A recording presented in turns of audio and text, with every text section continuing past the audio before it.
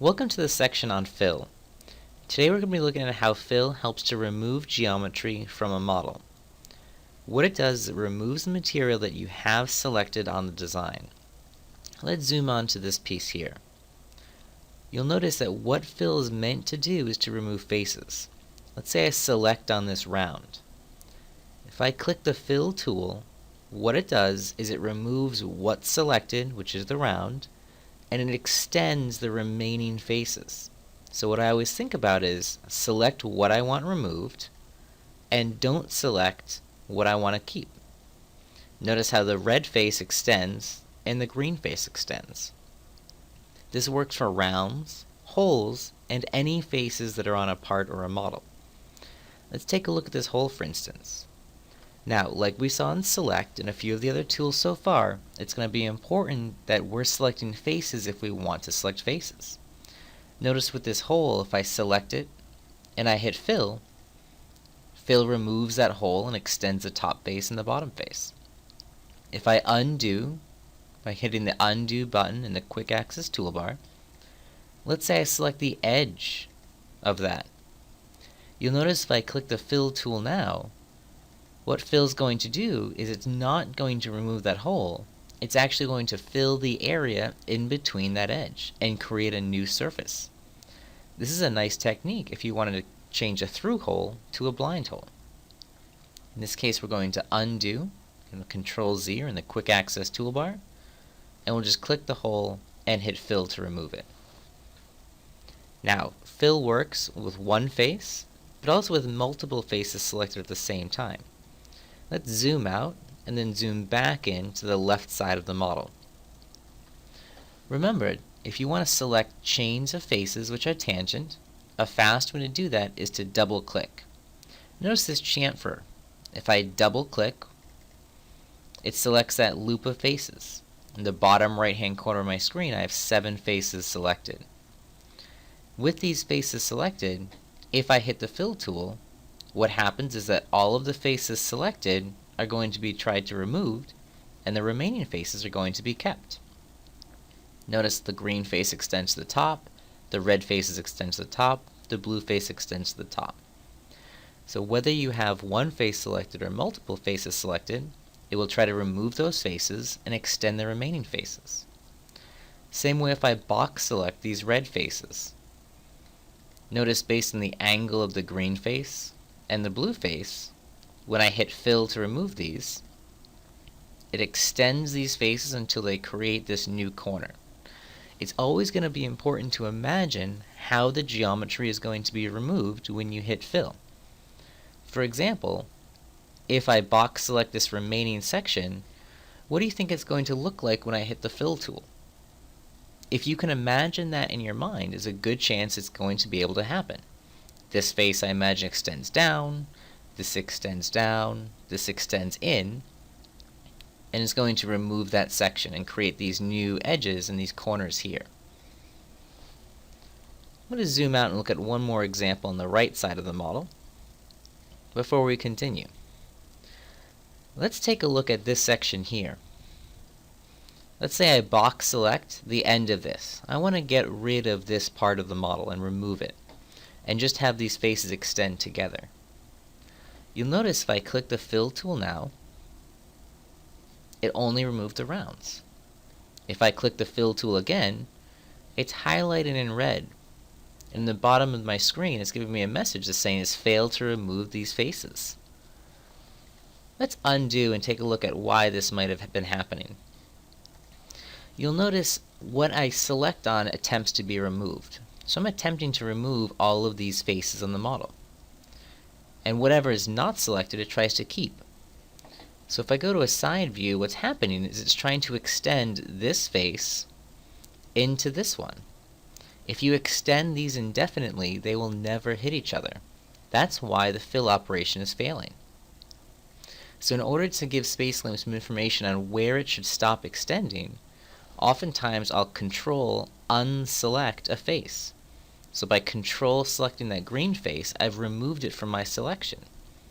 So now this cylindrical face extends to the green, and this cylindrical face extends to the green. So now when I hit the fill tool, it knows to extend it to this face, extend it to this face. So again, it's always important to think about how those faces are extending to remove the geometry you have selected. Let's take a look at another example on the top of the model. Here you'll notice I have a lot of rounds and faces selected and highlighted on this rib. Now, one thing that I always mention with rounds is that you can select a round, hit fill, and oftentimes we'll attempt to remove just that face of the round. Notice creating a vent on the right and a vent on the left. I'm going to undo. The best practice for removing rounds isn't to remove them one face at a time. And again, another great example is if I try to click on this face here in the corner and hit the fill tool, SpaceClaim doesn't know how to remove those. Can you imagine what the geometry should look like if this face extends into this one on the top and extends into this extended one here? It's hard to visually imagine what that should look like. The best way to remove rounds is to remove them in the opposite order they're applied. By simply double-clicking a round, you can get that chain of rounds that are there to let you fill them in and remove them at the same time. Now you'll notice this is a lot simpler to think about and look at. I could control select rounds to now remove them and get rid of them on the design. And as you remember with the tools we looked at earlier with pull, if I do want to add these rounds back in, pull would let me do that. I could double click to grab the edge, type in a value of 1 millimeter, double click an edge, type in a value of 1 millimeter. So you'll notice how you can easily remove rounds and put them back if needed.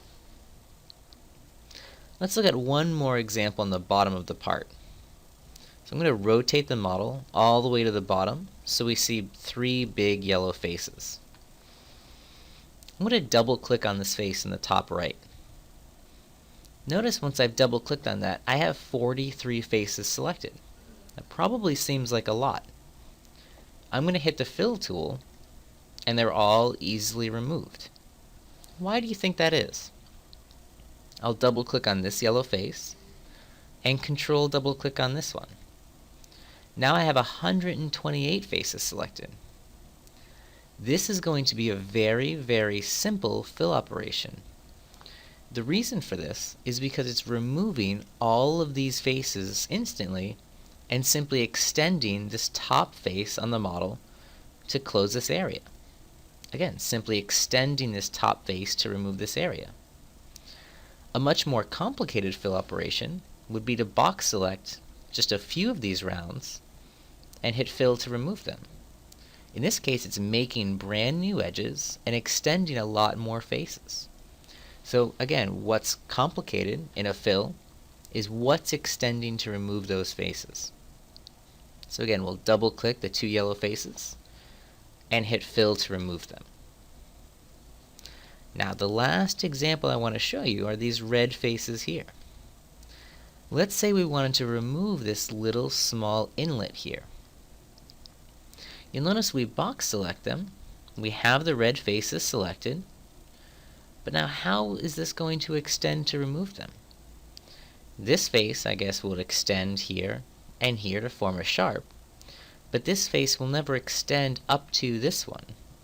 How is it supposed to know whether to extend this and to clip these faces here?